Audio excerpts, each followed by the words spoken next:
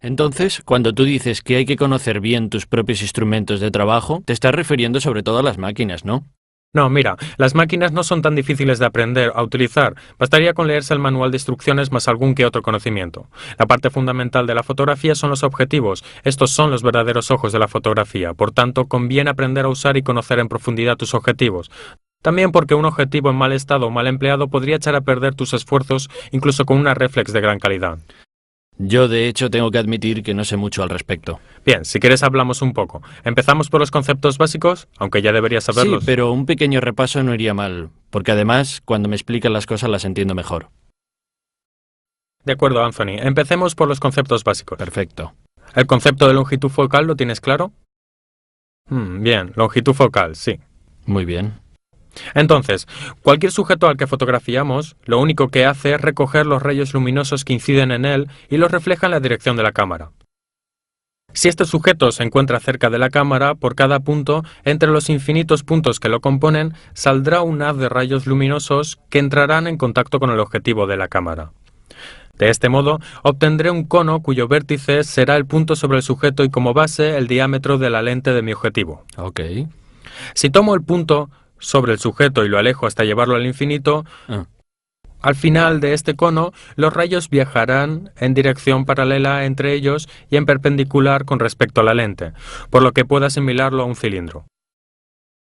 Entonces, si tomamos una lente biconvexa, es decir, una lente con dos superficies cóncavas y contrapuestas, Sí. esta recogerá los rayos luminosos de este cilindro y a través del índice de refracción los hará converger de nuevo en un punto. ¿Qué es este índice de refracción? El índice de refracción se da porque la luz, cuando se propaga en el espacio, se obtiene en función del medio en el que viaje, cambia su velocidad, mientras que se propaga en el aire, tiene una velocidad determinada. Cuando atraviesa el cristal de la lente disminuye su velocidad y nuestro ojo lo percibe como una desviación del rayo luminoso.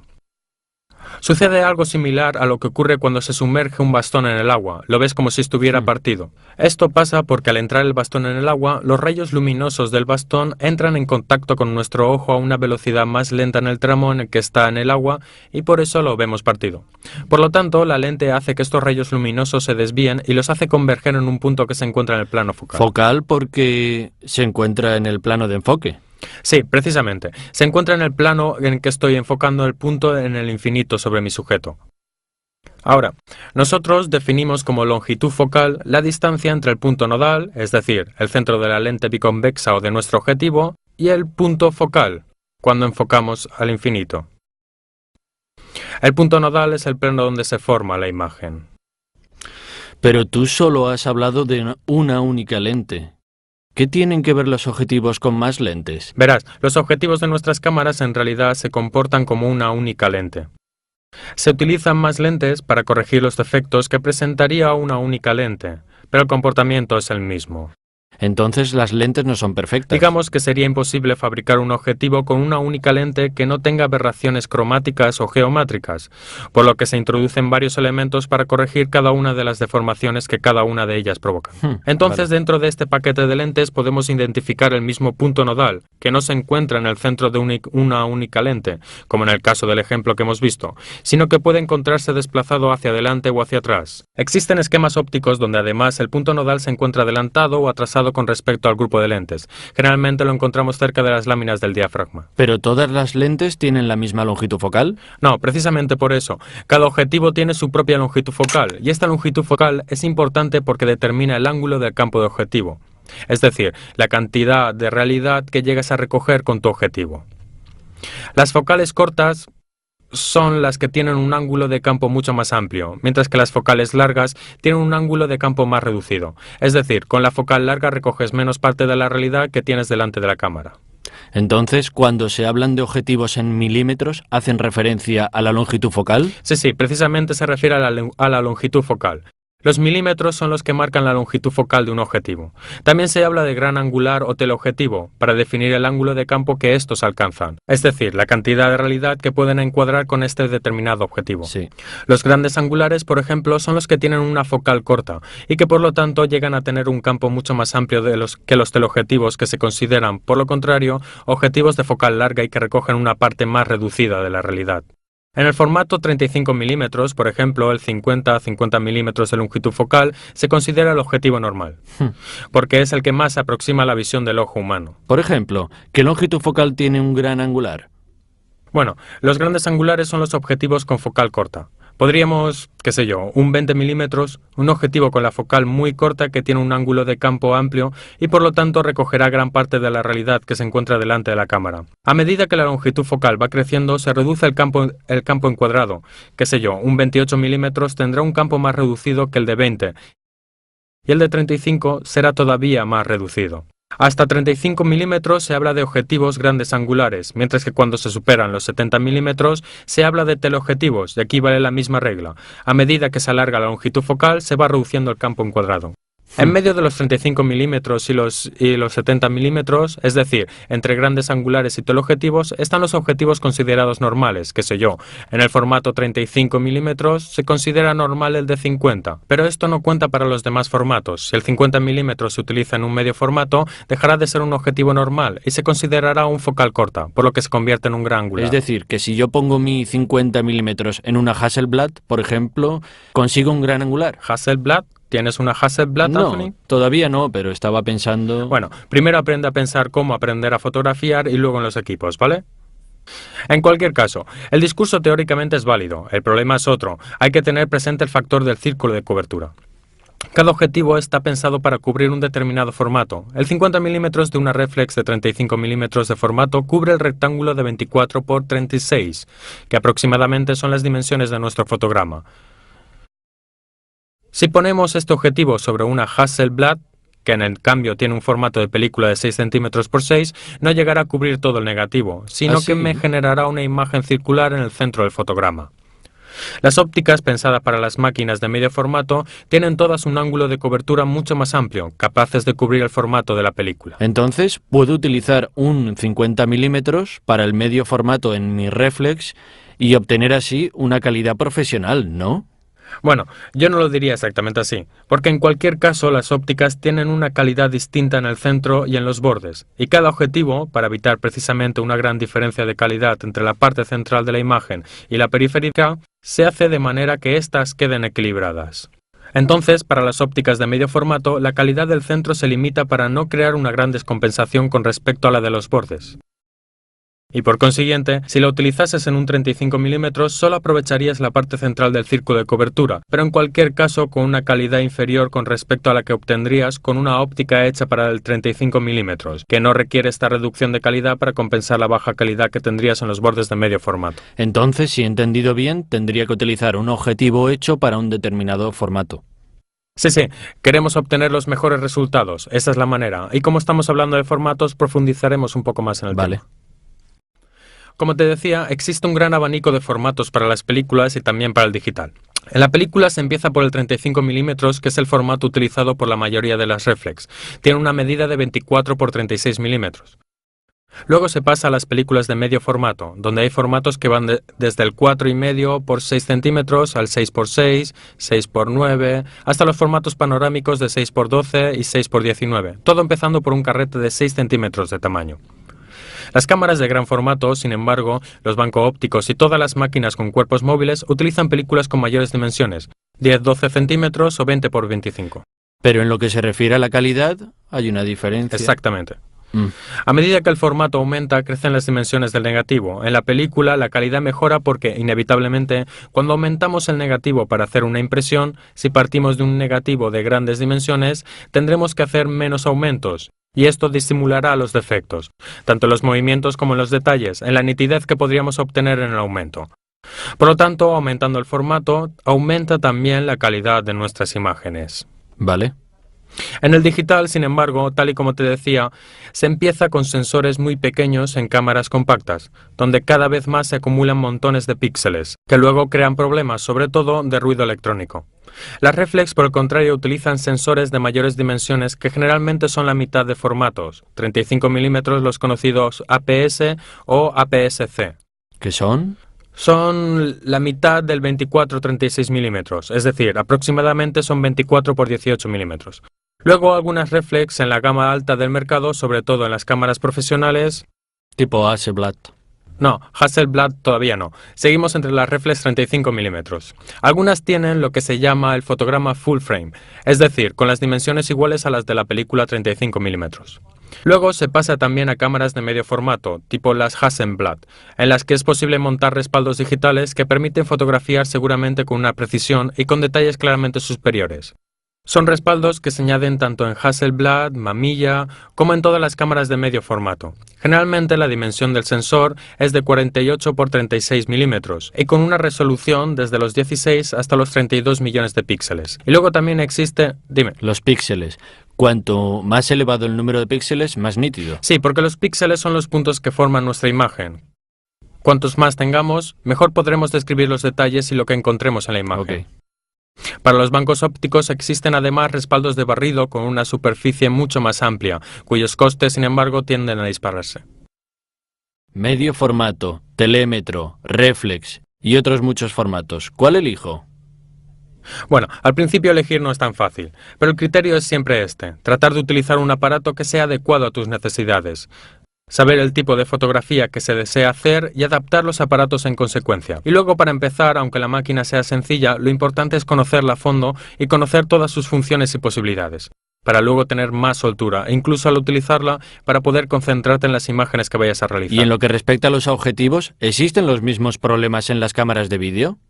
Sí, en las cámaras de vídeo también es importante la elección de los objetivos. Ten en cuenta que la mayoría de las cámaras de vídeo para aficionados y semiprofesionales ya llevan un zoom incorporado, una óptica zoom que no es intercambiable. Suelen tener un gran aumento dadas las pequeñas dimensiones del sensor, y además del zoom óptico, también tienen el zoom digital, lo que quizás sea desaconsejado usar, ya que degrada la calidad de las imágenes. En cualquier caso, más adelante hablaremos de esto. Volvamos ahora a la fotografía. Los sensores que normalmente verás o las películas tendrán formatos 35 milímetros, es decir, 24 por 36 milímetros la dimensión del fotograma, o bien en las reflex digitales tendrás el sensor que generalmente tienen como dimensión la mitad del fotograma, es decir, 24 ¿Fotograma? por 18 milímetros. Sí, fotograma se Vale. llama el marco único donde capturamos una imagen. Ok. En primer lugar hay que fijar un punto fijo, la óptica normal en cada dimensión del fotograma. Si trabajamos con el formato 35 milímetros, 24 por 36, hay que tomar la dimensión de la diagonal, ya que el objetivo normal es el que tiene una longitud focal próxima a la dimensión de la diagonal del formato que estamos utilizando. Entonces, si estamos en el formato 35 milímetros, la diagonal del rectángulo de 24 por 36 es de aproximadamente 43 milímetros. Por tanto, se considera normal el objetivo que tiene una longitud focal de 50 milímetros. Esto es complicadísimo. Ya sí, hay un poco de matemáticas, pero es básico para entender el funcionamiento y por qué se elige un objetivo y no otro. Vale. Cuando hacemos fotografías con la reflex digital, de hecho el sensor APS-C tiene una dimensión reducida y el objetivo normal ya no es el de 50 milímetros, sino el de 30 milímetros, ya que hay un factor de multiplicación para llegar a la dimensión de la diagonal del formato en película. Entonces, todo esto es realmente importante saber para una persona justo al inicio. Sí, es importante conocerlo, ya sea para elegir el objetivo más adecuado para las situaciones con las que te encontrarás o para saber por qué obtienes ciertas imágenes, por qué tienen algunas perspectivas en lugar de otras, por qué, como hemos dicho antes, la longitud focal está muy relacionada con el campo que puedes encuadrar cada vez que haces una foto. Entonces, una vez entendidos los problemas asociados a algún objetivo normal en los distintos formatos, hemos establecido un punto fijo y todas las focales más cortas se denominan grandes angulares y las más largas teleobjetivos. Muy bien. Entonces, gran angular, campo más amplio, visual más grande. ¿Y teleobjetivo? Detalle. Perfecto, aunque debemos decir que precisamente teleobjetivo es un término que se ha generalizado un poco. En realidad surgió para un determinado esquema óptico de finales del siglo XIX. Esquema óptico. Sí, esquema óptico. Los esquemas ópticos son prácticamente cómo se proyectan las lentes, es decir, cómo se forma un objetivo. Hay varias familias de esquemas ópticos. Los más populares, digamos los más numerosos, son los esquemas simétricos, es decir, formatos de dos grupos de lentes que están contrapuestos entre sí, en los que uno elimina los efectos generados por el otro grupo. ya que se dirigen de forma opuesta. La mayoría de las ópticas normales sigue este esquema de proyección, pero también muchos grandes angulares, aunque los grandes angulares proyectados con este esquema no puedan montarse en los reflex de 35 milímetros. ¿Por qué? La reflex 35 milímetros necesita un espacio para el basculamiento del espejo y por tanto no se puede introducir un grupo óptico dentro de la cámara, porque chocaría. Por lo tanto, se utiliza un esquema llamado retrofoco, es decir, el punto nodal del esquema óptico no se encuentra dentro del grupo de lentes, sino fuera, y por consiguiente la lente está adelantada con respecto al cuerpo de la máquina y el punto nodal está dentro, en el espacio donde bascula el espejo de la reflex cuando vuelve al teleobjetivo.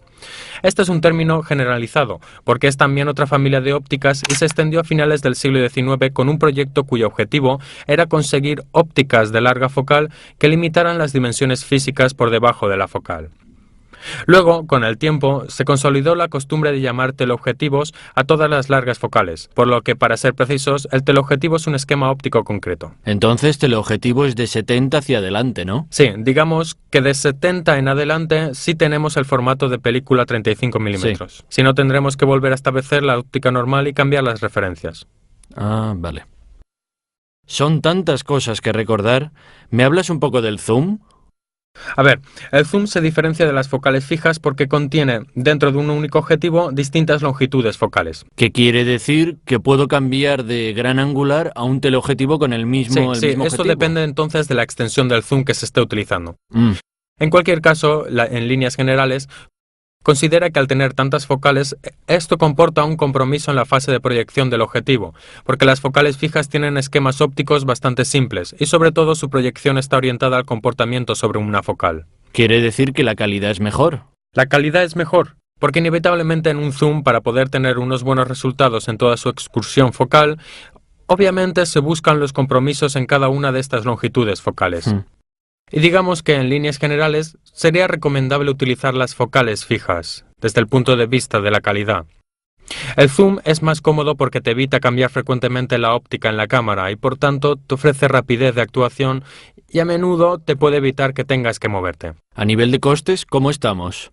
A nivel de costes, los zooms suelen ser más caros, porque son objetivos de diseño un poco más complejos y respecto a las focales fijas tienen también costes más elevados. Entonces, entre otras cosas, como te decía, el mejor zoom de un fotógrafo son sus pies, por lo que es recomendable utilizar focales fijas porque, además de la buena calidad, ofrecen también una mejor luminosidad. ¿Y qué entiendes por luminosidad? La luminosidad de un objetivo, llamada también luminosidad relativa, es la luz que el objetivo deja pasar. Generalmente es una relación entre la longitud focal y la dimensión real del orificio que deja pasar la luz dentro de la óptica, y que coincide con los números de diafragma. Se entiende por la apertura máxima del diafragma que aparece en el anillo de los diafragmas en el objetivo, la luminosidad de esa óptica. Entonces, con la misma focal se pueden encontrar muchos 50 milímetros, pero se distinguen los unos de los otros por la máxima luminosidad. Obviamente, utilizar un objetivo con mayor luminosidad te permite hacer fotos en un menor intervalo de tiempo y evitar el movimiento en situaciones de poca iluminación o con sujetos con mucho movimiento. Entonces, ¿tú me recomiendas que me coja un objetivo con la máxima luminosidad? Sí, las focales luminosas son cómodas porque, incluso si no las utilizas con la máxima apertura, ofrecen la posibilidad, con aperturas medias, de tener una o dos paradas de exposición favorables en condiciones de poca luminosidad y, en ciertas situaciones, poder utilizarlas con la máxima apertura cuando estás obligado por condiciones de poca luz en el ambiente o porque estás fotografiando a sujetos que se mueven rápidamente. Seguramente te resultará muy útil. Además, permiten en la fotografía urbana enfocar de forma más selectiva y aislar mejor al sujeto de contexto. Hemos hablado de zoom, ópticas fijas, grandes angulares, normales y teleobjetivos, y debes saber que existen también otras familias de objetivos para usos un poco más específicos, ¿sí? Fisheye. Gracias. Tipo fisheye, para las tomas con gran angular. O si no, para los super teleobjetivos que se utilizan con fines deportivos. No son muy útiles en la fotografía urbana. El fisheye es una óptica que se llama así no tanto por su forma, sino por cómo representa la perspectiva. Es una óptica que ha sido creada con fines científicos, para tomar con un único disparo toda la bóveda celeste. Por lo tanto, inicialmente tenía un uso exclusivamente astronómico, Luego lo utilizaron también los fotógrafos con fines creativos, pero sus resultados en las perspectivas precisamente se caracterizaban por estas líneas que se curvan de forma pronunciada en los bordes del fotograma y reproducen la imagen redondeada en todo el rectángulo. Es más por el efecto. Sí, más por el efecto. Digamos que las street photography generalmente se tenderían a deformar demasiado los sujetos y se recomienda no utilizarla. Y los superteleobjetivos son ópticas que se usan en el ámbito deportivo. Los fotógrafos del campo pueden fotografiar desde grandes distancias a sujetos en rápido movimiento o durante un espectáculo, pero siempre para fotografiar a largas distancias. Perdón, Alejandro, pero si quisiese fotografiar de cerca, ¿cuánto puedo acercarme al sujeto? Bueno, eso depende del objetivo que estés utilizando y de la distancia mínima de enfoque del objetivo que tengas. Generalmente hay una regla que dice que la mínima distancia de enfoque equivale a 10 veces la longitud focal del propio objetivo. Si utilizas un 50 mm, se considera que la mínima distancia de enfoque son 50 centímetros. Si quieres ser más preciso, deberías empezar a usar ópticas macro, pero aquí también entraríamos en una familia muy específica. De hecho, quería preguntarte, ¿qué es macro? Son objetivos hechos específicamente para reproducir a los sujetos con una relación de reproducción muy elevada, por lo que permiten enfocar a distancias muy cortas. Cierto es que no es el tipo de objetivo a usar en la street photography. Bueno, ahora tengo una pregunta. ¿Te acuerdas de la mujer de la plaza que estaba discutiendo con el marido a quien he consolado? Sí. Ok, entonces pongamos que yo hubiese querido tomar una fotografía de ella, pero dos fotos distintas. Primera foto, me acerco y hago la foto con un 35 milímetros, ¿ok? Sí. Medio busto, así. Segunda foto, de lejos, con un teleobjetivo, ¿ok? De lo mismo, medio busto. ¿Ves la diferencia entre ambas fotos? Claro, la diferencia se ve a leguas, porque existirán dos tipos de diferencias. La primera, desde el punto de vista de la perspectiva, porque si fotografías con un gran angular o con un teleobjetivo, como has dicho tú, deberías tener dos posiciones distintas con respecto al sujeto. Por lo tanto, si fotografías con el gran angular, estarás cerca y cambiarás las distancias proporcionales entre tú y el sujeto, y entre el sujeto y el fondo. Y por tanto, el sujeto siempre llenará el fotograma de la misma manera, pero cambiará la dimensión en la que se reproduce el fondo. El otro plano de la plaza, verás la mujer en primer plano con las mismas dimensiones, pero todo lo demás parecerá estar muy lejos de ella. De la otra manera, sin embargo, cuando estés a distancia, verás a la mujer que llena la misma porción de fotograma, pero el fondo se reproducirá a gran tamaño, por lo que tendrás la sensación de haberla aplastado en el fondo, es decir, resultará mucho más cercana porque en este caso es tu posición la que está más alejada del sujeto. Entonces no se puede decir que uno sea mejor o peor que el otro, depende del efecto que desees obtener. De hecho, por eso te digo, además de la diferencia de perspectiva, hay también una diferencia de tipo narrativo, de lenguaje fotográfico, porque estas son elecciones que un fotógrafo puede hacer para decidir cómo desea contar una situación. Acercarse con un gran angular no solo implica al fotógrafo, sino también al observador que luego mirará las imágenes dentro de la escena y por lo tanto da un sentido de mayor participación. Utilizando los grandes angulares, a menudo los fotógrafos pretenden también introducir elementos en primer plano precisamente para sugerir este barrido de planos, desde el primer plano hasta el fondo, y aumentar el sentido de tridimensionalidad de la escena. Con el teleobjetivo esta también puede ser una elección, porque a menudo se utiliza para acercar elementos que en la realidad se encuentran a distintas distancias y que no tendrían relación visible al ser observados por un ojo humano. Es decir, el teleobjetivo nos permite alejarnos totalmente y unir sujetos aunque se encuentren físicamente muy alejados entre sí. Por lo tanto, es también una lección de lenguaje y de forma de representación, más que de simple perspectiva. Entonces, para resumir todo esto de los objetivos... Sí, todas las cosas de las que hemos hablado hoy, los tipos de objetivos, relaciones entre las focales cortas, largas y los formatos en los que se utilizan, la diferencia entre focales fijas y el zoom, y también las diferencias de perspectiva que el uso de un objetivo u otro pueden generar en nuestros encuadres, deben servirte para acercarnos a la street photography y para prepararte a entender qué tipo de imagen deseas producir y por tanto acercarte a tu sujeto o alejarte en función de lo que desees reproducir de forma rápida y veloz. Última pregunta. Entonces, yo que soy una persona un poco especial, ¿cómo hago una fotografía con un objetivo normal? Anda, vamos, Anthony. Pero Alejandro, espera. Están en contacto con el objetivo de la cámara. De este modo, obtendré un cono cuyo vértice será el punto sobre el sujeto y como base el diámetro de la lente de mi objetivo. Ok. Si tomo el punto sobre el sujeto y lo alejo hasta llevarlo al infinito, Al final de este cono, los rayos viajarán en dirección paralela entre ellos y en perpendicular con respecto a la lente, por lo que puede asimilarlo a un cilindro. Entonces, si tomamos una lente biconvexa, es decir, una lente con dos superficies cóncavas y contrapuestas, Sí. esta recogerá los rayos luminosos de este cilindro. Entonces, cuando tú dices que hay que conocer bien tus propios instrumentos de trabajo, te estás refiriendo sobre todo a las máquinas, ¿no? No, mira, las máquinas no son tan difíciles de aprender a utilizar. Bastaría con leerse el manual de instrucciones más algún que otro conocimiento. La parte fundamental de la fotografía son los objetivos. Estos son los verdaderos ojos de la fotografía. Por tanto, conviene aprender a usar y conocer en profundidad tus objetivos. También porque un objetivo en mal estado o mal empleado podría echar a perder tus esfuerzos incluso con una reflex de gran calidad. Yo, de hecho, tengo que admitir que no sé mucho al respecto. Bien, si quieres hablamos un poco. Empezamos por los conceptos básicos, aunque ya deberías saberlos. Sí, pero un pequeño repaso no iría mal, porque además, cuando me explican las cosas las entiendo mejor. De acuerdo, Anthony. Empecemos por los conceptos básicos. Perfecto. ¿El concepto de longitud focal lo tienes claro? Bien, longitud focal, sí. Muy bien. Entonces, cualquier sujeto al que fotografiamos, lo único que hace es recoger los rayos luminosos que inciden en él y los refleja en la dirección de la cámara. Si este sujeto se encuentra cerca de la cámara, por cada punto, entre los infinitos puntos que lo componen, saldrá un haz de rayos luminosos que entrará. Los rayos luminosos del bastón entran en contacto con nuestro ojo a una velocidad más lenta en el tramo en el que está en el agua y por eso lo vemos partido. Por lo tanto, la lente hace que estos rayos luminosos se desvíen y los hace converger en un punto que se encuentra en el plano focal. Focal porque se encuentra en el plano de enfoque. Sí, precisamente. Se encuentra en el plano en que estoy enfocando el punto en el infinito sobre mi sujeto. Ahora, nosotros definimos como longitud focal la distancia entre el punto nodal, es decir, el centro de la lente biconvexa o de nuestro objetivo, y el punto cilindro, y a través del índice de refracción los hará converger de nuevo en un punto. ¿Qué es este índice de refracción?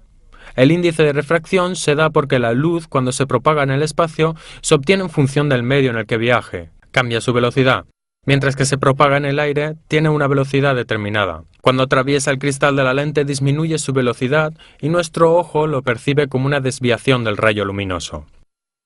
Sucede algo similar a lo que ocurre cuando se sumerge un bastón en el agua, lo ves como si estuviera partido. Esto pasa porque al entrar el bastón en el agua,